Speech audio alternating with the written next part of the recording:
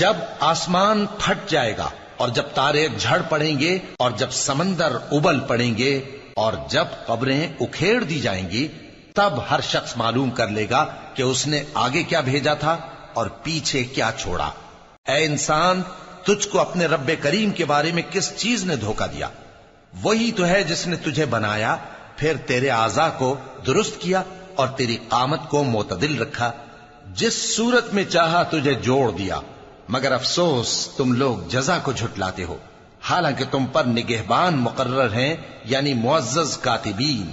جو کچھ تم کرتے ہو وہ اسے جانتے ہیں۔ بے شک نیکوکار نعمتوں کی بہشت میں ہوں گے اور بدکردار دوزخ میں، یعنی جزا کے دن اس میں داخل ہوں گے اور اس سے چھپ نہیں سکیں گے۔ اور تمہیں کیا معلوم کہ جزا کا دن کیسا ہے؟